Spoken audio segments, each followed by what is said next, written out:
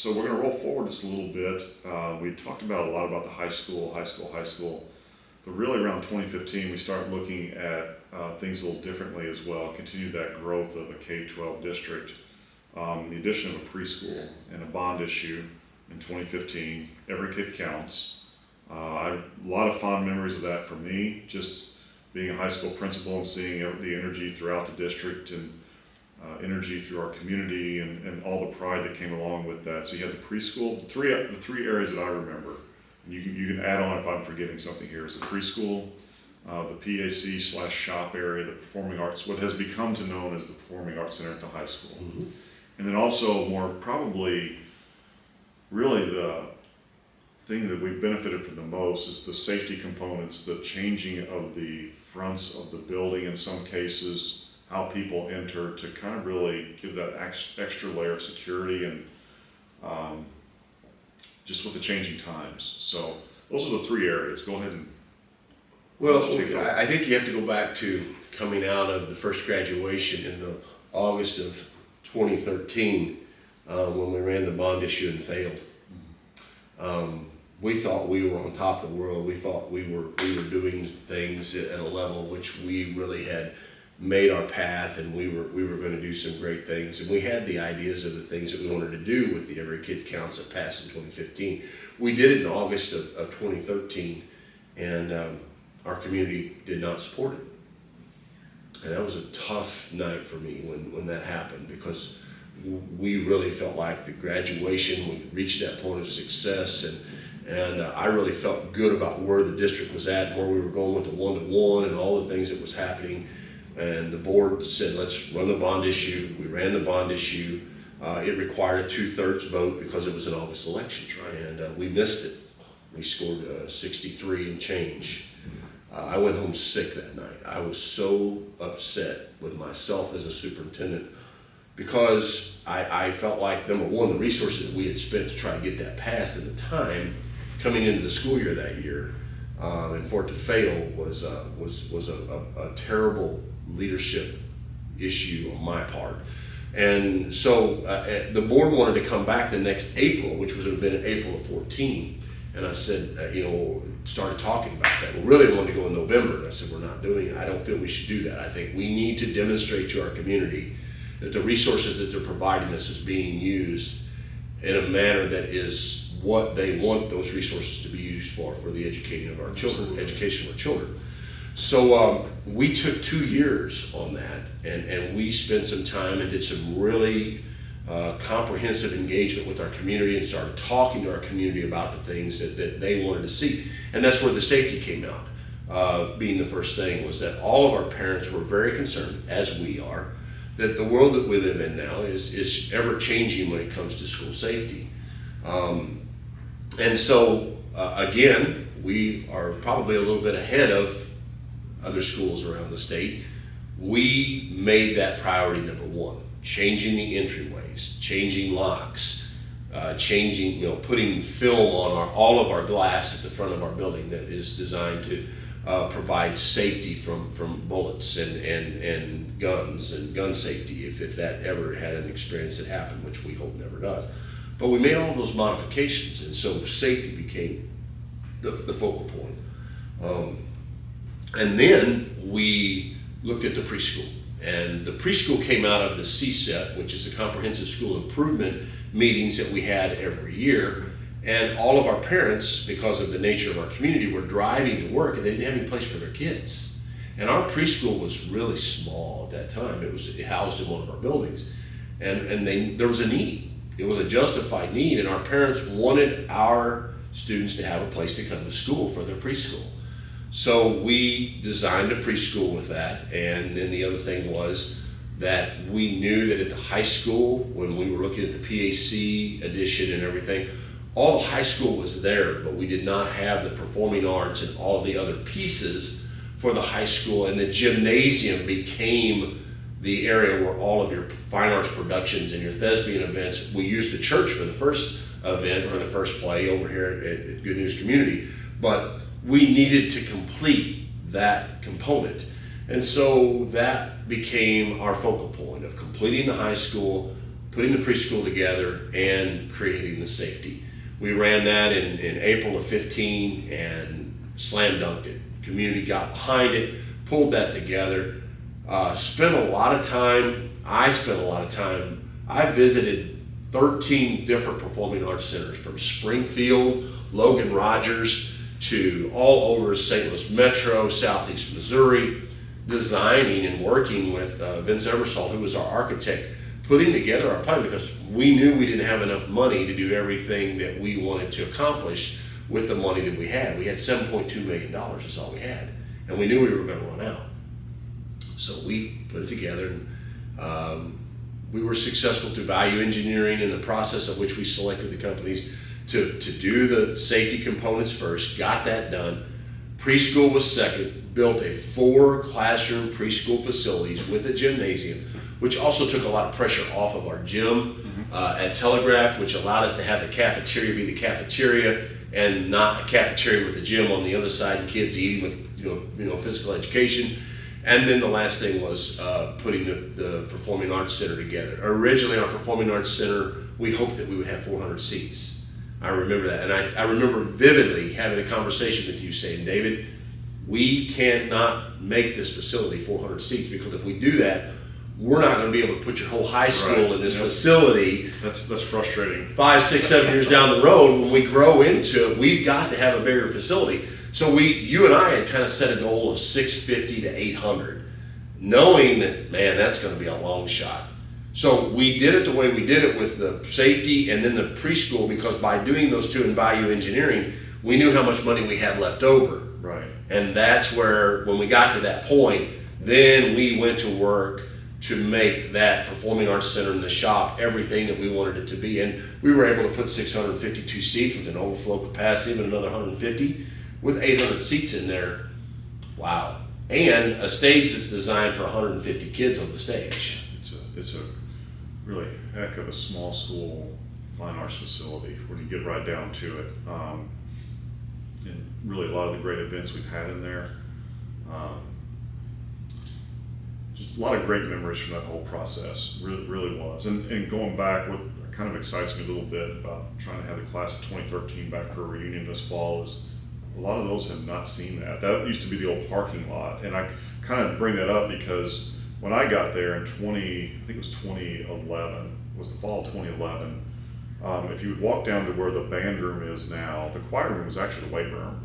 It was supposed to be a choir room, with the weight room. They didn't have enough money to finish the weight room. So that's one of those parts that kind of got pushed down there. I remember, I think it was you and myself and Tom Shirley went down this, I think he had a sledgehammer, just went right through the wall, and we go in and we're like, well, there's a whole room down here ready to be built but nothing was in it. It was just kind of odd.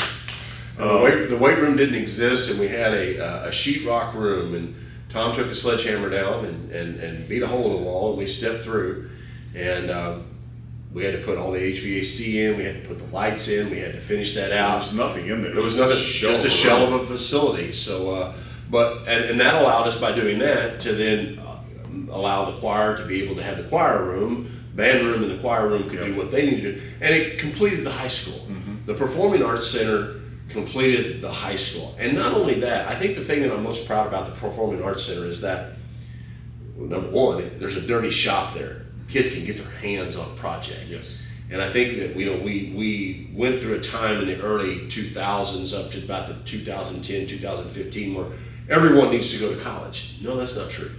There are trade jobs out there now where there are people that, if they're good as an electrician, a welder, a tradesman working with woods, there's opportunities for those kids. And we are giving our kids those opportunities in that shop. They build all of those cast designs and everything with what's going on, and then they bring all the props right straight across into to the stage area. And man, oh man, we have had some phenomenal spring musical and play events that just was, you just sat in awe and watch it. I remember watching Dr. Seuss Seussical a year ago, I guess now, with 60 kids from elementary through high school to spring play, and I'm sitting there watching that, and I'm just like, this is why we did this. Right. And the casting, all of the stage props, everything that was going on with Cassie and Tessa Peter and Mike Herman, who was the shop teacher, now Mr. Bosler, who is the shop teacher, all the things that they did and all of their sacrifices to make such great props and great background so that those students that wanted to explore those thespian events had a place for them to shine. And man, they have really been bright stars. Yeah, It's been cool. it's been a great process. The thing, we kind of got to a point there around 2017. I think it was a graduating class of 2017. We had a young man who was interested in the service academy. You and I had never had a student prior to that year. I don't even know if I was aware of any that had even tried, honestly. I mean, they don't just call you and say, hey, would you like to join? There's a pretty, I shouldn't say pretty, it's a very rigorous process in order to get in. You have to get an appointment by your area representative at the United States Congress. There's an appointment that comes with that. You and I knew the young man, and I remember having a conversation with you about if he doesn't get in, I feel like this is on us. I feel like it was a real test of the rigor of our high school at that point, and everything that went along with that. On the backside, we've now had 2 that have been appointed, and a third and another in the Coast Guard Academy. I know Brennan Reese was the first one. Kind of go through that process because we saw a different angle of that, not just creating the opportunity, but does our high school match up to the rigor of what those service academies are expecting? Well, I think that event really solidified the understanding that what we were doing in our curricula design at the high school was meeting the needs for all students to succeed. We felt good about our college tuition shared program, kids with AAs. We had students that were already enrolled in doctoral programs at UMKC. We had students that were at Mizzou. We had kids that were at Missouri S&T, Missouri State, Ole Miss. I mean, there's banners over in the counselor's office all over the place. Wash U, but we really stepped back and said, okay, if we're going to do this, do we feel like that this kid is ready with Brendan? And number one, did we do what we needed to do as a district to get him to the finish line? And I'll never forget yourself, myself, and some of the staff at the high school really did some comprehensive investigations. I sat down with Donna Hickman, who was out of Jason Smith's office, Representative Jason Smith's office. Spoke to the Representative Jason Smith, had conversations about that process, and really tried to gather as much information as we could to be successful in preparing him for the interview.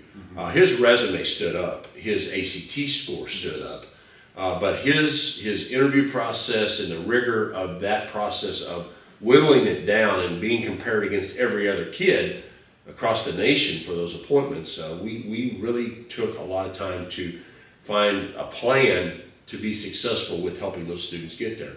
And I'm honored to say that he was selected, and I'm more honored to say that, he was in the top, 3% of his graduating class at Colorado Springs. He's now, University of Purdue, studying to be a rocket scientist. We always say, you're going to grow up and be as smart as a rocket scientist. He actually is going to be a rocket scientist.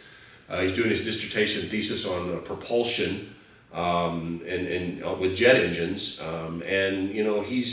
he's after he finishes his degree is probably going to get an opportunity to fly test piloting for the Air Force, and what a great accomplishment of that. But not to devalue the importance of what we did in that process. If a kid wants to travel that path, girl or boy, we needed to do what we were good at in order to help those students get there. So then along comes the second young man, and then the third, and then the fourth now, and it never gets easier, but we had done it before, and we knew what we needed to do.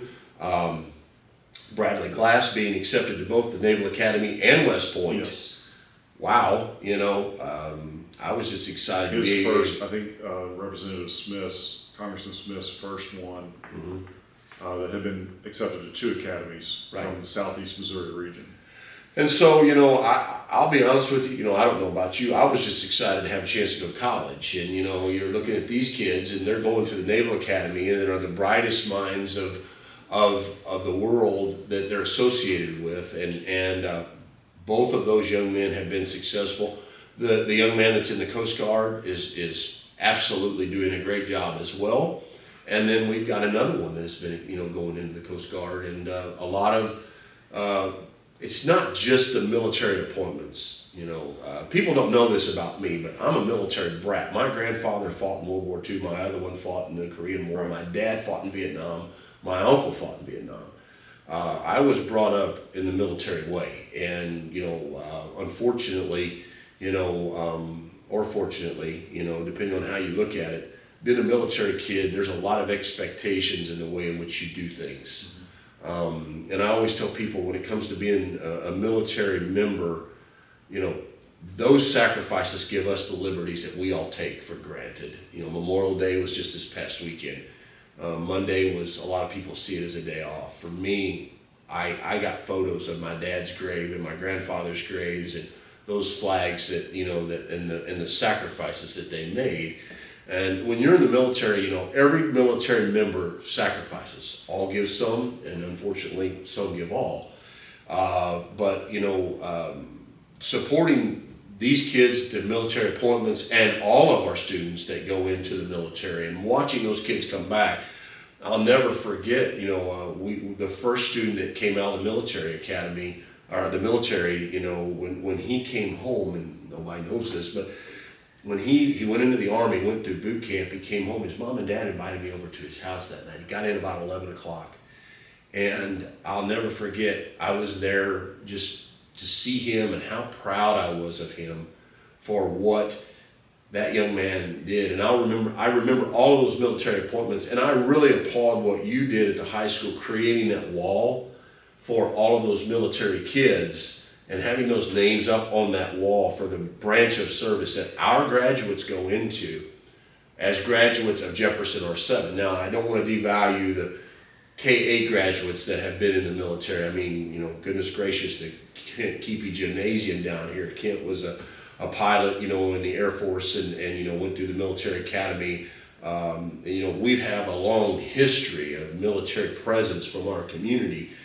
But when you look at what you did with that, and bringing those kids along, and seeing what these students have done with the appointments, it's probably the greatest honor for me as a military kid, a military son, because I got a baseball scholarship and I didn't have to go into the military. Right. These young men and women make huge sacrifices, and they wear those flags on their arm with honor, and I'm blessed to know every one of them, and to know that what they're doing gives us the ability to have peace at home and put our heads on the pillow at night. And I think we should never take that for granted. Yeah, the military wall, Debbie Rumsey and myself kicked that around, and then the class of 2021 came through and got that done, and that is something we continue. I'll share two quick thoughts about that. With Bradley Glass, Debbie Rumsey and I went down and watched Bradley let his mom know, and I tell you, I looked at her, we were both in tears, and I said, "You're crying, I'm not crying." So it was a moment Debbie and I had, but it was a special moment to watch with Brendan, and I told Brendan this, and it wasn't until after he was graduated from college. I really felt, I don't know if pressure is the right word, but I really felt like there was something to getting that accomplishment, and the gentleman from the Air Force Academy had come in October. So the timeline is you apply. They come interviewing in October. You don't find out till almost like early March, late February, early March. Seems like that's kind of the timeline. And as soon as the gentleman walks out, it's myself and Lori Holdinghausen standing there, and Brendan went back to class. Nobody else in there. And he goes, "Hey, do you guys have a ceremony that you recognize these individuals when they get accepted into the academy? Because he's going to be accepted and all this." And I'm like, what do we do with this information? So Lori and I ate that. We never breathed a word of it until probably you and Brendan and I were sitting down at a table a couple of years ago. But I had a little bit of, I guess, relief at that point. I'm like, I don't want to say anything because that process needs to play out. You just never know. But she and I kind of looked at it like, what do we do with this? So Well, I and- slept a little better that night, I'm not gonna lie. And the crazy thing was, is you didn't even tell me. And I didn't tell you anything. Nobody knew. So, that kind of frustrates me. I learned that now. No, I knew that before. But, I think that, again, that's that part of our school district that you're most proud of is trusting those experiences and knowing that, I remember telling Representative Smith, and when you make those recommendations as a superintendent, and I'll be honest with you, you have to make those recommendations. Yes. Those aren't recommendations that you make lightly. You don't take those recommendations lightly, because if they go and they don't succeed, then it marks you in terms of future situations and the success of those kids. So I remember telling you, and I didn't know if the kids, and you never know if they're going to get in or not, but I told you when he went through, if he did not get in, that I don't know that I would ever have another student that would be qualified. Yeah, I agree with that. But the other side of that, when the student that I was talking about a while ago that came home in first boot camp, well, Brendan Hall came home from that boot camp, I was just proud of him. Absolutely. And I remember sitting around the pool, and him coming in and how proud he was of that uniform, and you look at those situations of what those kids are doing. Wow. Again, it's a great experience.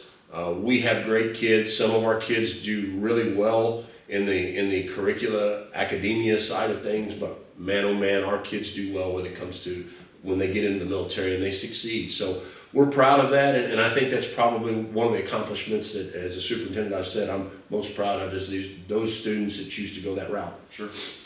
We're going to segue into another area here, and it's a lot in our media today, but I think I'm just going to start with the conversation when we talked about what the struggle is sometimes at a high school, and really just students in general that are struggling with mental health.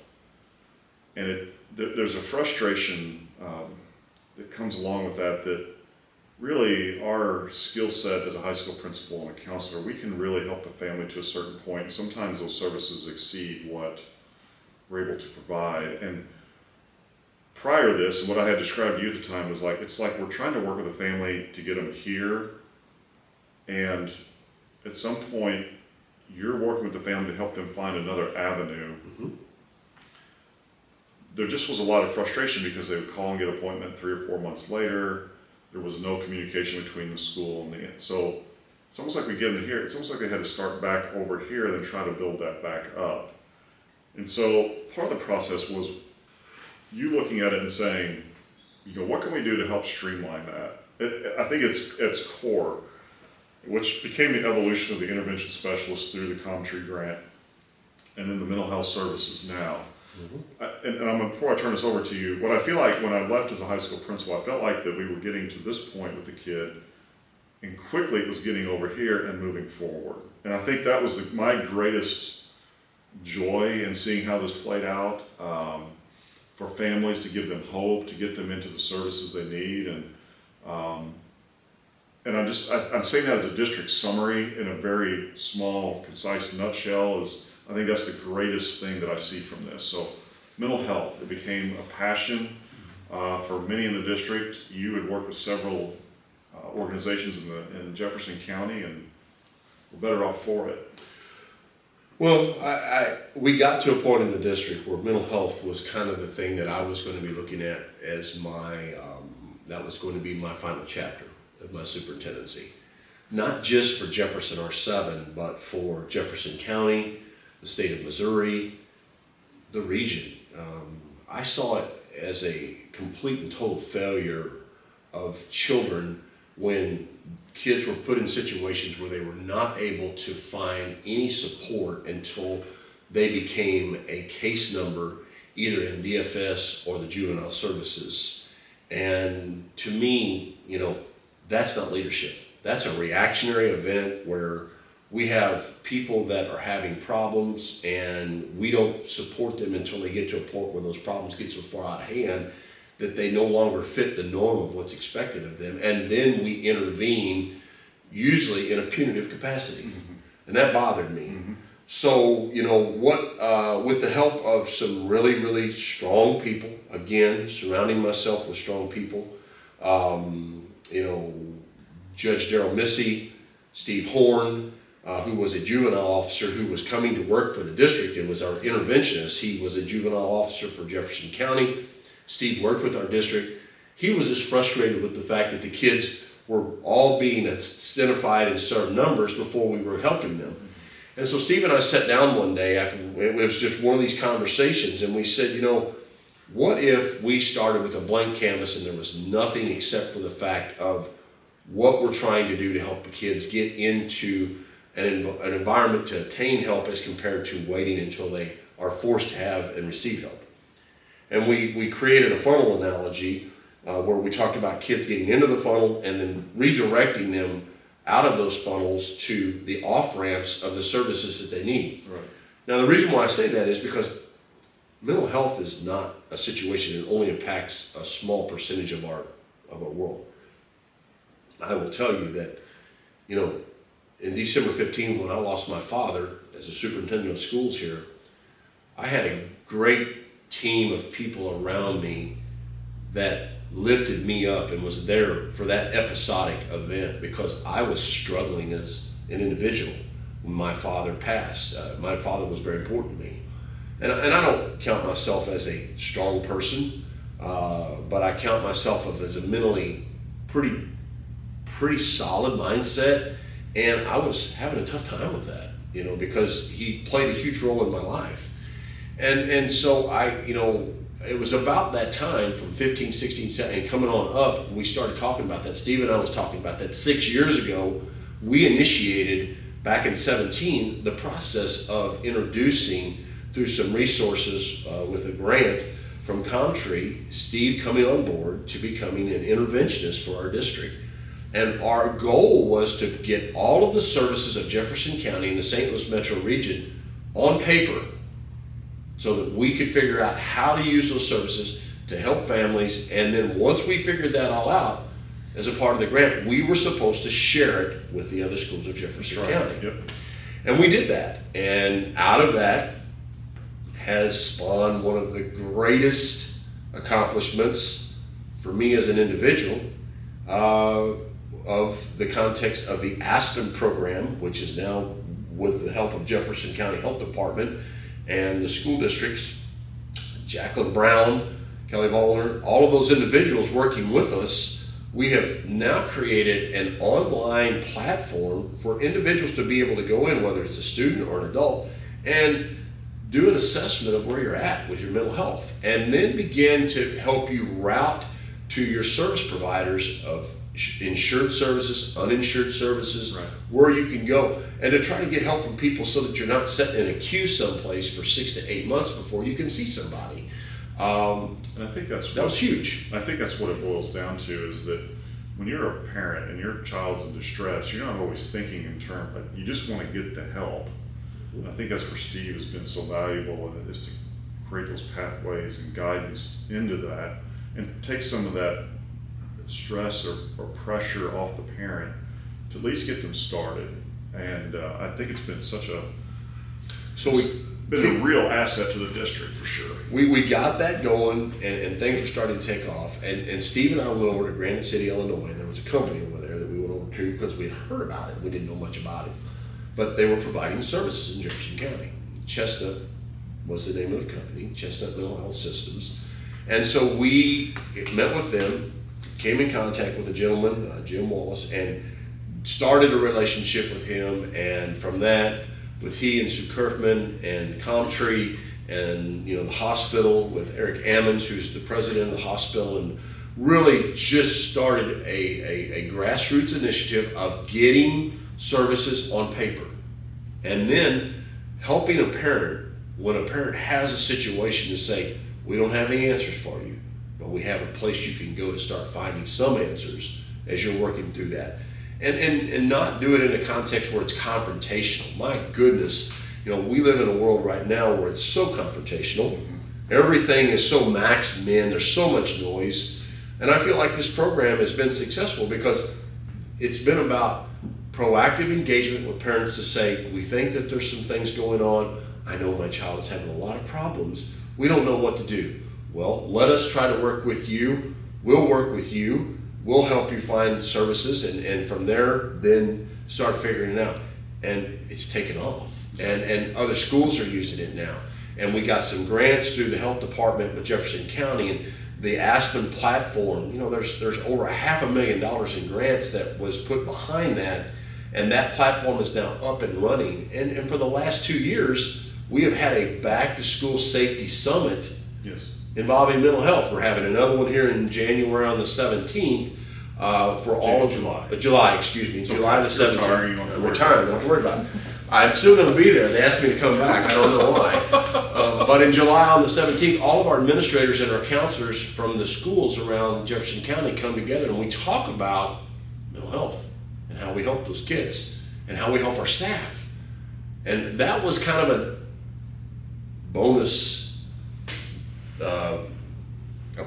game. I never realized that not only were we helping our kids, but we also were helping our staff. Yeah, I agree. And boy, when the staff could go to Steve, and they were, you know, it really kind of took some of those layers off of the staff to help them navigate their physical challenges or their emotional challenges or their mental challenges. And let's face it, we all have our events. I don't care how good you are, I don't care how strong you are. Right. We all experience those moments where each of us need a support system.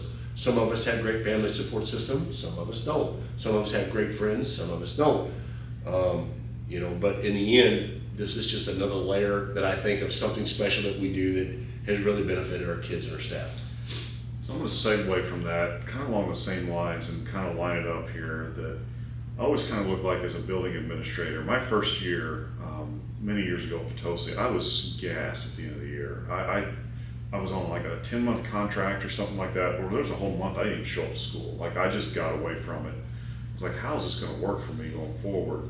And I kind of started to look at it like a bucket of water. You start the year, your bucket's empty, and as the year goes on, you're taking on issues, concerns, worries, everything that you've got as an administrator, and the bucket starts to fill up. By the end of the year, it's usually pretty full. So what are you doing at the end of the year to kind of tip a little bit out to get to the end of the year, and then kind of recover in the summer? The business as an administrator is full of challenges.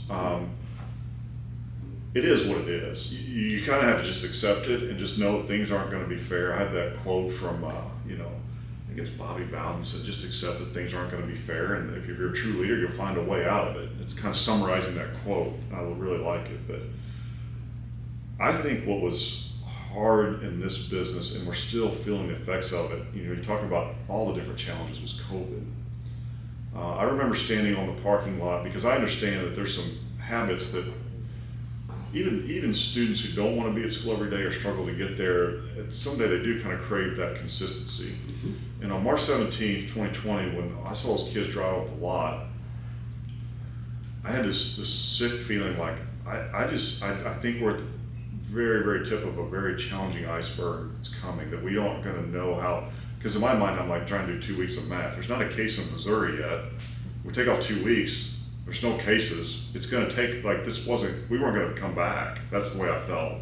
If you were truly looking at just, how viruses work and everything, again, I'm no doctor, but talk about, I'll say this, I felt for you and other superintendents because of all the different demands you're having placed on you and no clear answers to that path. How did you say that?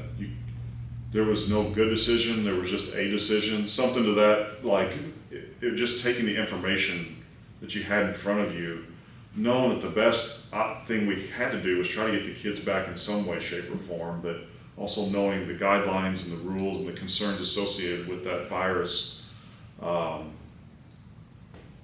That's a challenging time. I remember thinking in terms of that bucket analogy when we got to early August. I looked around the room and we were still trying to figure things out. This would have been August of 2020 going, everybody's buckets is completely tipping over right now. And that was just the start of a really challenging 2 years really with it.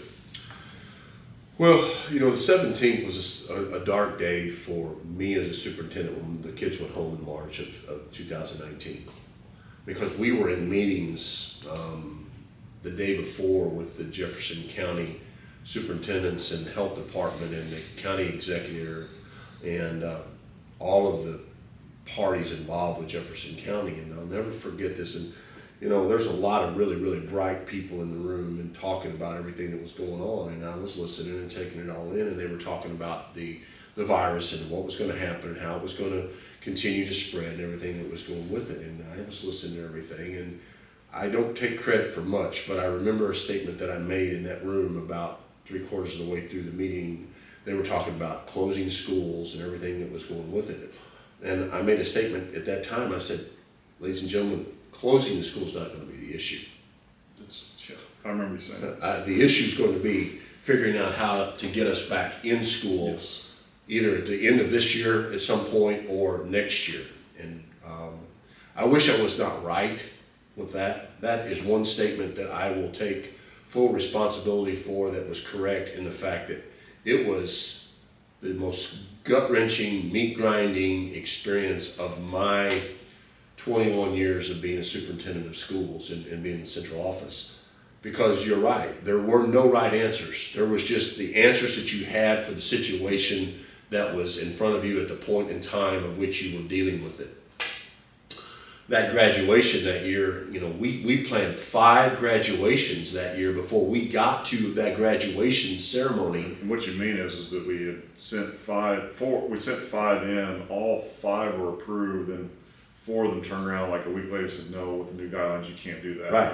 And So we would try to do what we needed to do, submit with the guidelines that we had, send it in, get it approved, and then new guidance would come out, and then we would have to start over. And so we didn't get to graduation that year until, when was that? I mean, it was July 25th. Okay, July.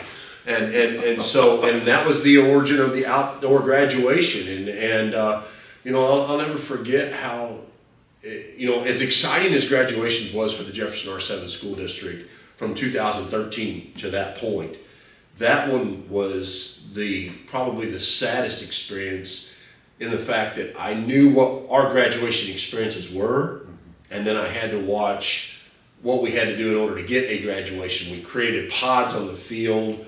You know, I remember, you know, we had a student that brought the diploma up, and, you know, we allowed the student's family to bring a member up to present the diploma to them, just because we were trying to contain the experience of handshaking and germ exchange and everything that went with that. we even went up and measured the bleachers, and it was like, we could only get like maybe 4 people per family if they make us go by the math here of what's on the bleachers. So we came up with this concept to actually put the graduation speakers on the bleachers, have a stage down below where they pick it. And then that morning we got up, and that was a beast of a day. It was awful. It was probably like 83 degrees at like 5:30 in the morning, and I might be over exaggerating, but it No, was. you aren't. We brought all the custodians and maintenance and set that thing up, measured it out. I think we had so they got to bring 7 plus 1. I just remember getting to the end of that and just having, again, I thought the kids and the families did a great job, but I just kind of felt empty for the whole situation. Well, I felt empty in the fact that we put ourselves in a very, very great situation to get the graduation done. I felt like I wanted to acknowledge the success of those students, and because of the way in which things had to be, we were not able for that interactive engagement like we have always had when it came to the graduation. And that was kind of the microcosm. That was a snapshot of what COVID was to our district and the way that it worked out. Coming back with the A and B, and you know, the kids were here 2 days, and class size arrangements and minimum distances, and trying to make sure that we gave the kids a chance to be here. Fortunately, we had the one-to-one technology, so we were able to continue to engage. Thought our staff did a really great job of finishing from the 17th of March 19 to the end of the year, and then trying to get to graduation the 27th. Okay, so let's look at an administrative timeline from our standpoint. It's July the 25th. We should have been already a month into preparing for the boat to depart for the next school year, and we were still working with the county trying to celebrate the biggest event of our school year for those seniors. And so I remember that night, it was 100 degrees when we were there at the stage and doing the graduation. We got done, everything was taken care of. We celebrated, fireworks display, everyone, beautiful night on the field. It worked out. The kids had a great graduation experience. And then thinking, okay, we start school in 18 days. Yeah, 3 weeks. And not only that, we had to have a return to school plan. We had to have multiple meetings with the Board of Education, coming up with a plan, not a plan, threshold levels, everything that was going on. And by then, at this point, the political portion of COVID had taken off. It wasn't as bad, and I'll get to, I remember the year after the summer 21, we had some attorneys in to do their annual school training. We hosted it that year, and I asked the question, I said, we got a break last year because I think people were just happy to get their kids in when you start looking at the whole scope of what was going on in the country. I said, we're not going to get that break this year. Yeah, and I remember their look in their face, they said, we haven't thought of that yet. That's right. Like, and I think that played out to be very accurate. I do want to go back to two things on the 2020 year, though. The one neat thing about the graduation deal, we had some parents that wanted to do the, and I thought it was a great idea to go to take a parade to each. Mm-hmm. I came to Mr. Johnson, I said, what if we flipped it and just had our graduates stand? And that ended up being a really, everybody been cooped up so long. I forget how many hundreds of cars we counted that night and seeing people come through. So we did provide that for them. So there were some neat moments that, I don't want to say it was all bad, there was some neat. And the yard signs, you remember the yard signs originated out of that we're still doing. And I drive around now this year and I saw graduate yard signs around the district. And you came back with that idea and said, hey, we need to get these signs. We want to put these signs in front of the kids because even though we're a small community, they may not know every kid's name. We want the kids, so we did that. And that was a big deal. And so there was some good that came out of that with the parade and the kids celebrating it. And again, our community stepped up because that experience that night when we did the parade drive-through, there were tons of people that didn't have kids that were graduating that just drove through and was hitting the horn and waving at them. Just, hey, great job, we're proud of you. And that was you and I again. We're standing up on the hill, in our homecoming location, watching it and seeing it all happen. And it just that was an unfortunate time, man. And you're right. The first year we got through it with COVID, with the A and B, but when I say the political stuff was starting to take off, you were starting to see some. Oh yeah, it was the origins. The origins were starting. You were starting to see an encampment of mindsets, and so we got through that first year of the year of returning, and I'll never forget. We thought, okay, we're back to school. We got through October. We got through the first semester. We got back to the second semester.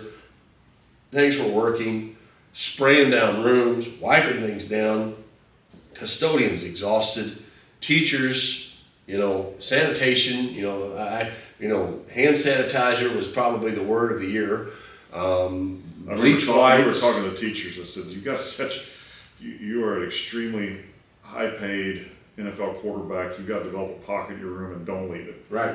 And because if you go down, we can't go to school. Right. And that was really, when we talk about the AB days, to kind of give insight to that meeting. I remember sitting next to Miss Bosler in a meeting, and we were kind of doing some math. I'm like, we've got to think of this differently. Unfortunately, if you're a large school district with say 1,000 kids in your high school, and your football team gets DQ'd because of the COVID, say 70 kids in your team, it's 7% of your building, you can still move forward. But we have over 50, 55 kids on our high school team out of 300. Well, the math isn't there. Like your whole building's basic, and there were times during the year it just felt like a ghost town in there.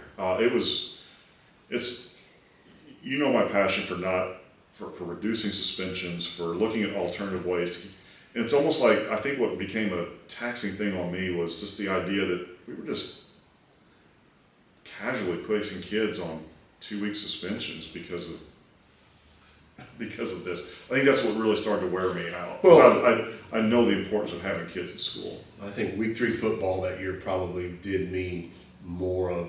There was a student in another school district that came in and played 2 plays at the end of the game. And we're out. And our entire football team was out for 10 days. Yeah. And I was like, this can't happen. You know, none of our kids became positive.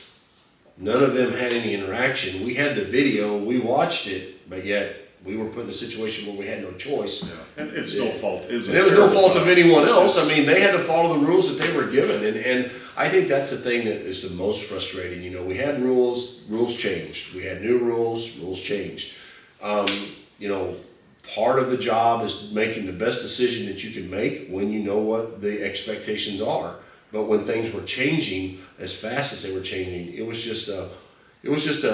a very unfortunate period in my time as superintendent here, because you're right. I felt like students were put in situations at no fault of their own where they were pulled away and they were like, I didn't do anything wrong. Right.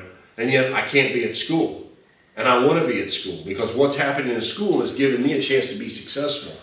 And so we got through that next year. And boy, we thought, okay, we're through year 2, a year and a half. We're going to come back for the next year. And surely it can't be as bad as the year before. And boy, oh boy. It was really tough. It was tough. And you know, listen, you know, as a superintendent, I get it. You know, I live in a world where I know that, you know, there's going to always be people with alternative opinions and their opinions won't match my opinion. And, you know, we had a lot of board meetings where there were a lot of upset people that just saw it differently.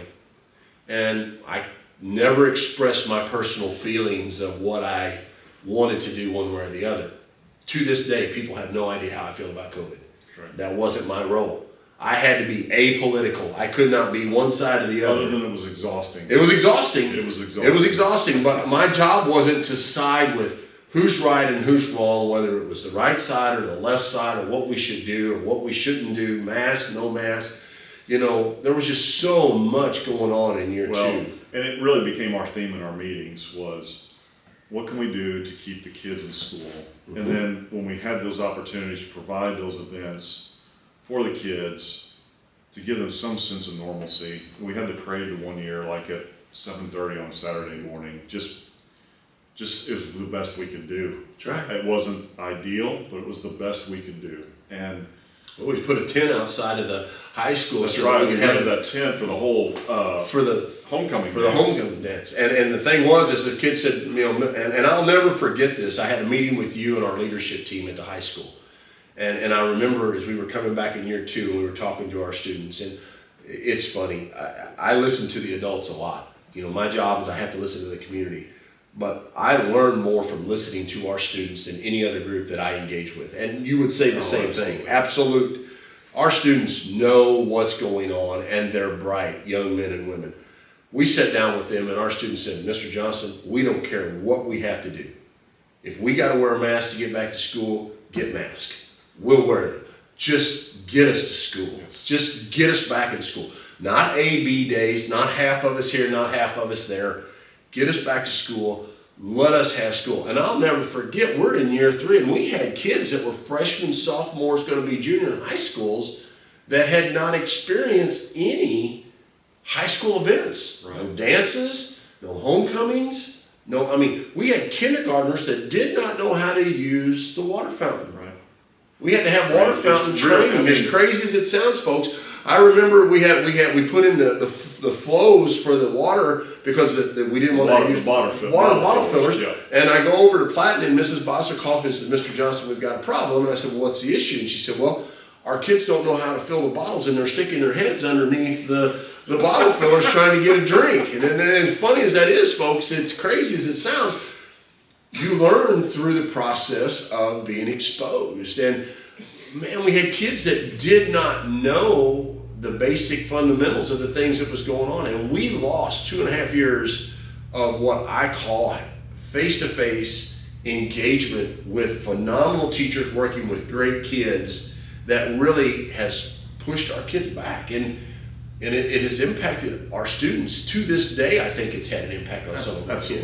There's no way you can avoid it. I think one of the things we did right, though, I remember sitting there that Sunday night, it was the 15th of March, and we came together on Sunday night going, hey, this is unprecedented, that what we're about ready to do here, potentially. And I remember sitting there with the principals, and our kind of our immediate administrative team, and the theme came out that if we have to go out, we may have to adjust the way we look at some of our grading, but the kids need to finish the year as best we can and do the very best we can, because I think once you drop that standard and say it doesn't count, that's a mentality. And I think even with that, it's been difficult to get people performing at that high level again across the board, because some bad habits, like I go back to, the bad habits were formed. Yeah. And we're still trying to recover from it. Well, and I think I want to commend our teachers and all of our staff. And again, Wayne Don John with the technology department, Zoom meetings, the invention of Zoom, the invention of Google Hangouts. You know, I'd stop by a Google Hangout with kindergarten teachers and all the kindergarten teachers, and they're doing their number counting. You know, they're doing all the things that they were doing with the teacher remotely, and I was like, holy cow. This one-to-one thing is so much more important than we ever realized, because the face-to-face engagement wasn't what it needed to be, but there was still an engagement that gave those kids feedback that helped them overcome those situations. Now, the other side of that was we had kids that were living out here that didn't have Wi-Fi. Right. We had kids that, we were struggling. We had kids that was driving up to our parking lots. We were opening up, putting, stuff on our buses. We parked buses out strategically so people could come if they needed to hit it as a hot spot. Man, we were just, I remember. We were on fire and just flying in 1,000 directions. I remember that Thursday before, because I was like, they just sent the NBA home. Mm-hmm. That's a big deal. Yeah. This thing could be real. So we actually sent a survey out. In the event we are out for a period of time, do you have Wi-Fi access? So we had already started to do that legwork on Thursday before Sunday, get ready for who knows what was going to happen. Right. But and the magnitude of the decisions that we were making at the speed in which we were forced to make. You couldn't think it all the way. I mean, people were, and listen, that's what we get paid for. That's what my job was. I learned a lot, made a lot of mistakes. I'll own every one of them, because of the fact that, I always tell people, this job is the job everybody wants on the 15th and the 30th of the month. The other 28 days that was going on with those months with COVID was no fun. And we were running as fast as we could go. We were having meetings every day and trying to have meetings spread out, 6-foot distances, cubicles, everybody in masks, wiping everything down, coming up with a plan to return to school. And, in the end, we did the best we could with the information that we could in our hands. And to this day, I'm proud of the accomplishments that we were able, because people said, it's not just to survive. You want to thrive in the middle of chaos if you can. Yes.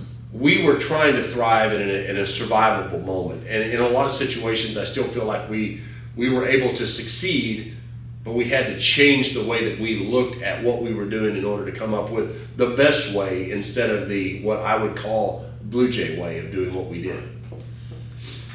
I'm done talking about COVID. I am too. Thank you for your tolerance if you're watching this, and know that you can we hated see it just our body language. We're glad that we're on this side of it compared to where we were in 2019.